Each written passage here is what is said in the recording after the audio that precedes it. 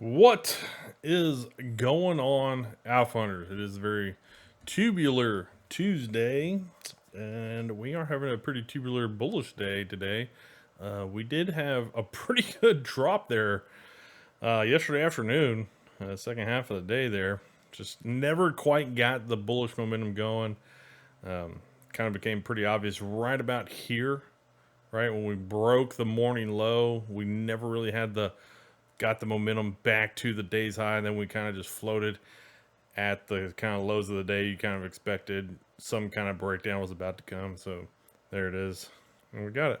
Not a big deal, because all we kind of did was check into some moving averages on the daily. We'll take a look at that. Nice gap up though today. We got back on the horse after getting kicked off yesterday. Almost a 0.5% gap up. Kind of hung out there for the first 20 or so minutes, and then been rocking steady since. Looking pretty good. Currently up 0.75% there on the SPY. The Qs is the main area to focus on because they are rocking higher. They got hit with that drop off yesterday afternoon. But yeah, you can see that they got a nice bounce on the open, a little bit over 0.5% on the gap up. But you can see them up pretty strong. So I'd expect tech on the intraday looking pretty good. They are up 1.25% there on the Qs. IWM not up quite 0.25%. A little bit of a gap up, not much of one. Kind of chopped around the zero line here for the first hour or so, but we are currently positive. Okay, IWM slightly positive. DIA nice little base here. Wow, for most of the morning.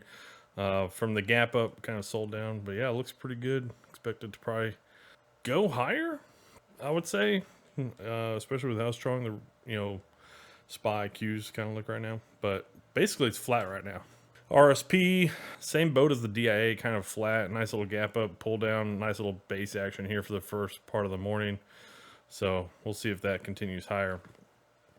The interesting thing here recently on the market is the RSP has been showing some pretty good weakness, especially with that sell down yesterday. So we did actually break these wicks. I really wouldn't have thought we were going to do that yesterday. But when we came down yesterday and just wicked right below a lot of those wicks. Let me see if I can go to longer term here. Yeah, here's an hourly intraday. And you can see yesterday afternoon, we just kind of came down and took these wicks over the past couple of trading days, over the past like week or so. And yeah, there you go.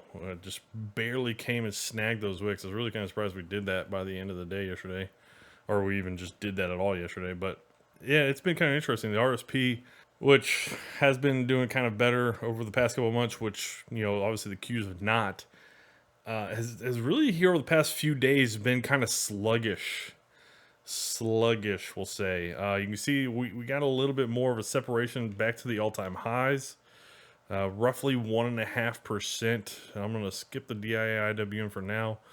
And you can see currently the Qs are about 3% away from all-time highs. And the SPY actually holding pretty good is only like 1/3% or 0.4% away from all-time highs. So yeah, it's been really interesting the past couple of days. The RSP just kind of been lagging behind, just not performing as it kind of has been with the SPY. RSP SPY been kind of running pretty good together, but here over the past 5 or so trading days, definitely has not been running that well.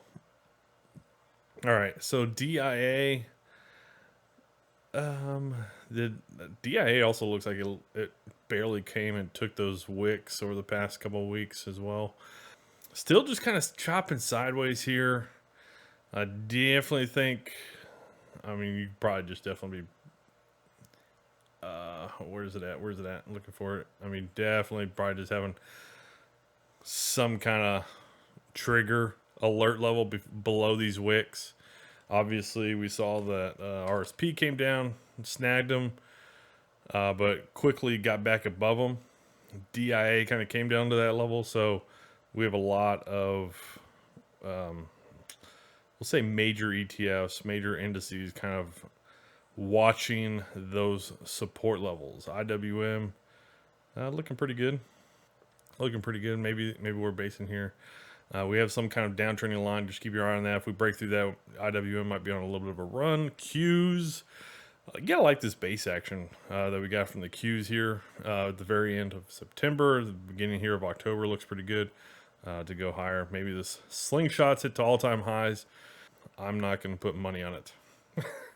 But at least looks good to probably continue bullish here, which will probably get the SPY to go to all-time highs. Which, yeah, we're not far away from. Just need to get something to carry us there. Yeah. Traded down, closed below the 10 EMA yesterday, but gapped back above it today. Looking pretty good. Looking pretty good. As far as transports, the IYT, yeah, I mean, having a nice little strong day there, up a little bit over 1%. Could be a little bit of a double bottom here right after the 50 EMA across 3 days. There you go. Looks somewhat good. VIX. Yeah, we had a pretty strong day there on the VIX yesterday. Definitely kind of thought about Tuesday, Wednesday, at least Tuesday, Wednesday. Probably come back, maybe retest into the moving averages as they're coming up. Maybe that continues into Thursday, Tuesday, Wednesday, Thursday. Maybe come back, retesting these moving averages. And then we'll see if that is enough to kind of keep it going higher over the next few weeks. That's about all I got. Kind of makes sense that at least settles out for now. DXY dollar index, nice strong move. Hung out for most of the day yesterday, but nice little bullish action today. It looks pretty solid. Turn on the long terms here. So we got a little bit of room to run to the 100. And maybe we make that run here very soon. So looks pretty good to do that. GLD Gold Trust broke the pennant pattern down today. Well, that's a bummer. Not really. Hitting right on top of the 20 EMA. I have no way would think that this is like a top for anything, but it makes sense that we have, some kind of pullback, I guess, some kind of settle. I would still just rather be accumulating positions here on GLD and gold and stuff like that. One of the things we looked at yesterday was a headline from Finance Yahoo that basically retail people are buying gold bars from Costco very aggressively. I forget the wording that they use in the headline, and usually when you start to see, retail people are doing something, that's usually close to like the top, or at least the upside's pretty limited in whatever asset it's talking about. And so, am I surprised that we're next day trading down on GLD? Not really. So, yeah, there you go. Anyways, 10-year yield. Yeah, continued higher yesterday. Nice little doji action so far coming in today. Looks like a little bit of a rest. Starting to creep through this 4% level. So unless this doji today is like maybe we're start of a reversal, maybe we come down tomorrow. Could just be people just pausing because we moved pretty good here on yields over the past 5 days. So 10-2 inversion, bouncing a little bit today. Kind of retested into the zero line yesterday after the breakout that we had throughout September. Okay. HYG, nice move higher today on a gap up, but just kind of hanging out. Not really doing a whole lot there on the HYG. LQD, yeah, I mean, it's kind of a tough spot. We kind of talked about this little support level back from the beginning of September and this little high that we had back from the beginning of August. And just between those two, it's like once you get into that area, I'd rather just not be directional and just wait and see kind of how the LQD sets up at that point in time. If it ran down to the 100 moving average, it ran, and I wouldn't want to be a part of it just because these two levels, I think would be significant enough to see at least a pause, if not a reversal, and move higher. Same kind of deal here with the TLT. We moved into basically this like 95 or basically this 95 area, but we got into that 95 area yesterday with that gap down. We have continued to move lower today, obviously with a gap down as well. On top of that 200 moving average, I'd still just rather be waiting to see what sets up going forward. And that's about it. Yeah, We were just continuing to move down. So I think if you stayed in some of these that are continuing to move bearish, you probably just keep peeling back some bearish positions. Or if you're liking like the previous breakout from the previous couple months, you're probably saying, hey, you know what? I wanted to be bullish on pullbacks. I mean, these are pretty good pullbacks. These are pretty good pullbacks. So, all right, looking at how we are doing on the day. Crazy move on energies. Look at that huge move on energies. My goodness. So energies are way down. Jeez. Materials are also down pretty good. Kind of makes sense because we saw gold. Gold's down pretty good amount. Industrials also underperforming. Staples, real estate. We're seeing a little bit of bullishness on yield, so yeah, it kind of makes sense. We're underperforming a little bit. We also got, what is that? Healthcare, financials, communications, utilities, and discretionary is all underperforming. The one sector that is carrying the market makes sense. The biggest one, tech, outperforming there on the day. As far as intraday, look at that huge. I mean, geez, energies just got crushed today. Anyways, energies, yeah, get hits pretty good today.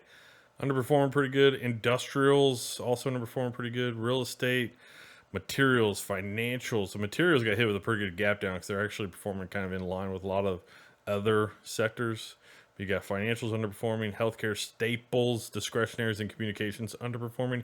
Utilities is outperforming on the intraday and really over the last roughly 30 minutes or so, 20 minutes. They had a little bit of a run there. And tech's been running pretty good, carrying a lot of the bullishness intraday so far.